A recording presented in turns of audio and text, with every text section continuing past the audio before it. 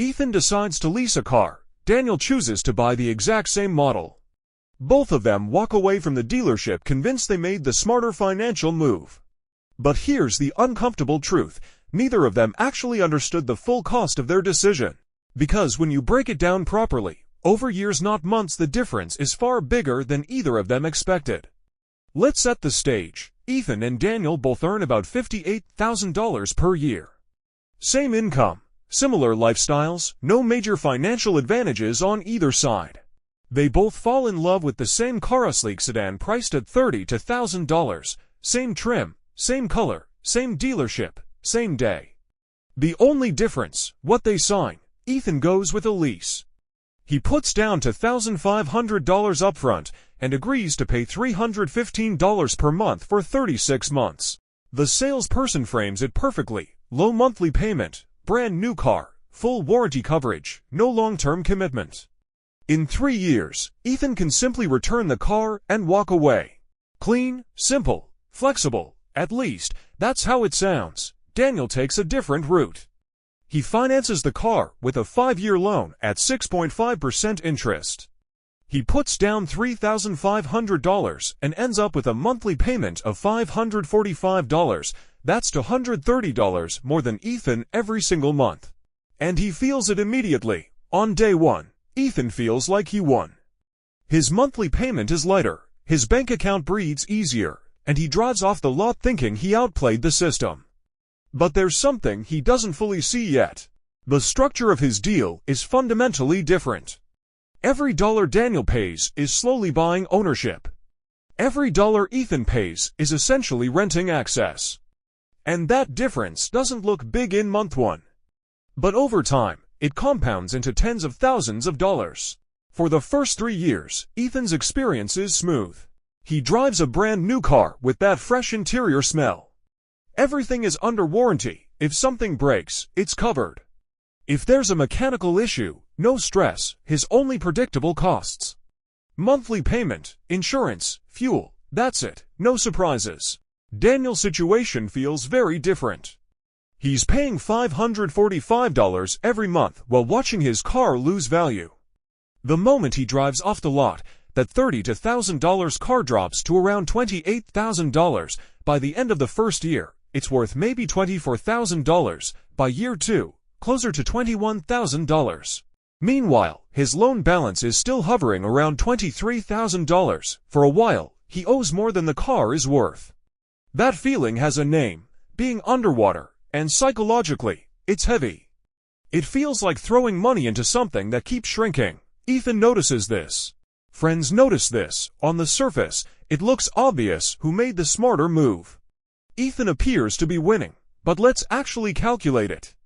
After 3 years, Ethan paid $2,500 upfront plus 36 times $315 equals $13,840 total. Daniel paid $3,500 upfront plus 36 times $545 equals $23,120 total. Ethan spent $9,280 less. That's not a small gap, but this is exactly where the story shifts. At the end of year 3, Ethan's lease ends.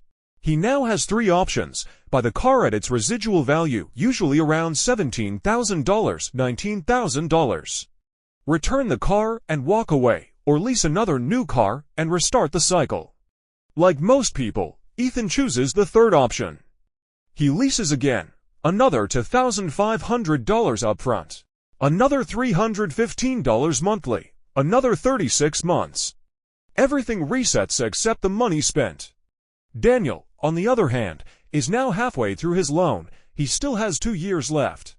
It doesn't feel amazing, but there's something important. He has an endpoint, a finish line. Every payment is progress toward ownership. For Ethan, every payment just continues the cycle. Month 60 arrives. Daniel makes his final payment. That's it. The car is his. No more monthly payments. From this moment forward, his only costs are maintenance, fuel, and insurance. Ethan, still paying $315 every month. It feels normal now. That's the hidden danger of leasing. It becomes background noise. A permanent bill that doesn't feel temporary anymore. Now let's fast forward to year 6. Ethan has completed 2 full leases. Total spent: first lease, $13,840, second lease, $13,840, total, $27,680, and he owns nothing. Daniel has spent $3,500 down, plus $32,700 in payments equals $36,200 total.